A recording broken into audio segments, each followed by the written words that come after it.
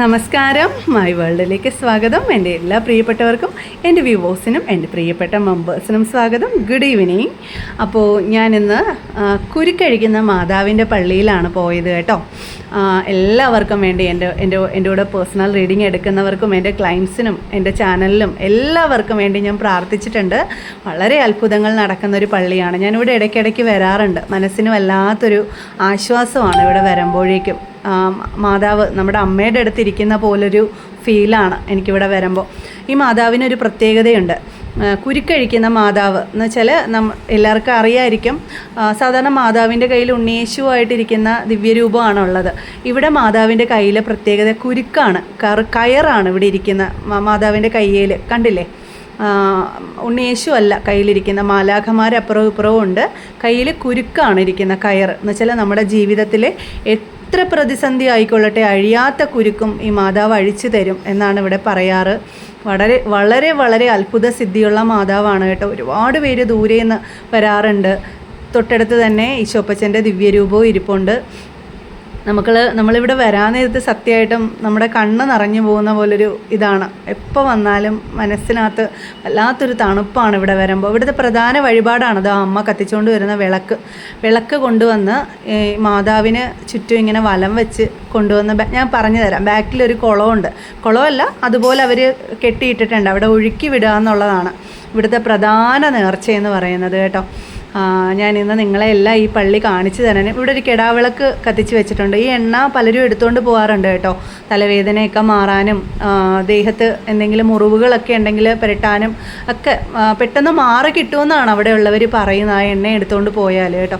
ഇവിടുത്തെ വഴിപാടിൻ്റെ വിളക്ക് കത്തിക്കുന്നത് ഞാൻ കാണിച്ചു തരാം. ഈ ചേച്ചിമാരുടെ അടുത്ത് ഫ്രണ്ടിലെ സ്റ്റോളിൽ നിന്ന് 30 രൂപ ഫീസ് അടച്ചിട്ട് അവർ ഈ ചേച്ചിമാരുടെ കയ്യിൽ കൊണ്ട് കൊടുക്കാൻ നേരത്ത് ഈ വിളക്ക് തരും. 3 വിളക്കുണ്ട് കേട്ടോ. ഇതിനകത്ത് തിരി ഇട്ട് എണ്ണയൊഴിച്ച് വെച്ചിട്ടുണ്ട്. അപ്പം ഒരു പ്ലേറ്റിൽ 3 വിളക്കുണ്ട്. അപ്പോൾ ഈ ചീട്ട് എഴുതിയത് ഈ ചേച്ചിമാരുടെ കയ്യിൽ കൊടുക്കുകയാണെങ്കിൽ അവരത് കത്തിച്ച് നമ്മുടെ കയ്യിൽ തരും. അപ്പോൾ ഇത് മാതാവിൻ്റെ മുമ്പിൽ കൊണ്ടുവന്ന് നമ്മുടെ സങ്കടങ്ങളും ബുദ്ധിമുട്ടുകളും എല്ലാം പറഞ്ഞ് നമ്മൾ നിയോഗം പറഞ്ഞ് പ്രാർത്ഥിക്കുക. എന്നിട്ട് മാതാവിന് 3 വലത്ത് വെക്കുക. വലത്ത് വെച്ചിട്ട് മാതാവിനോട് സങ്കടങ്ങളെല്ലാം പറഞ്ഞതിന് ശേഷം അതാണ്ട് ഈ പ്രാർത്ഥന, കുരുക്കഴിക്കുന്ന പരിശുദ്ധ മാതാവിൻ്റെ പ്രാർത്ഥനയാണിത്. എല്ലാവർക്കും അറിയാമിത്. അപ്പം ഈ പ്രാർത്ഥന, എൻ്റെ മാതാവായ മറിയമേ, അമ്മയുടെ മുന്നിൽ ഞാൻ കത്തിക്കുന്ന ഈ ചെറുവിളക്ക് എന്ന് തുടങ്ങുന്ന ഈ പ്രാർത്ഥന ഇവിടെ നിന്ന് ചൊല്ലിയിട്ട് നമ്മുടെ മനസ്സിലുള്ള എന്താണോ അത് 3 പ്രാവശ്യം ഇവിടെ പറയുക. അതേപോലെ ഇവിടെ ഒരു മാലാഖ ഇരിപ്പുണ്ട്, അവിടെയും പ്രാർത്ഥിക്കുക. പ്രാർത്ഥിച്ച് കഴിഞ്ഞിട്ട് ഈ ഒരു പ്രാർത്ഥന അവിടെ നിന്ന് ഉറക്കെ നമ്മൾ പ്രാർത്ഥിക്കുക. പ്രാർത്ഥിച്ച് കഴിഞ്ഞിട്ട് ഇതോ കാണുന്ന ആ ഒരു കുളം പോലെ ഇങ്ങനെ കെട്ടിയിട്ടിട്ടുണ്ട്. ഇവിടെ നമ്മൾ ഒഴുക്കിക്കളയുക. ഇത് മുങ്ങിപ്പോവരുത്. ഇതിൻ്റെ മേളിൽ ഇങ്ങനെ പൊങ്ങിക്കിടക്കത്തക്ക രീതിയിൽ ഇങ്ങനെ ആ വെള്ളത്തിൽ ഒഴുക്കി വിടുക. അതിപ്പോൾ അത് മാതാവിൻ്റെ മുമ്പിൽ ചെന്ന് നിൽക്കുന്നത് കണ്ടില്ലേ? ആ സൈഡിൽ കാണുന്ന വിളക്കുകളെല്ലാം അങ്ങനെ കത്തിച്ച് വെച്ചേക്കുന്നതാണ്. അപ്പം ഇവിടെ നിന്ന് നമ്മൾ പ്രാർത്ഥിക്കുക. രാത്രിയിൽ വരുമ്പോൾ നല്ല ലൈറ്റാണ് ഇവിടെയൊക്കെ, നല്ല ഭംഗിയാണ് കാണാൻ. ബാക്കിൽ കായലാണ് കേട്ടോ. ബാക്കിൽ കണ്ടില്ലേ, ഞാൻ കാണിച്ചു തരാം. കായലാണ് ബാക്കിൽ. ഫ്രണ്ടിൽ കടലാണ് കേട്ടോ. കടലും കായലും കൂടെ അപ്പുറവും ഇപ്പുറവും നിൽക്കുക. നടുക്കാണ് ഈ പള്ളി.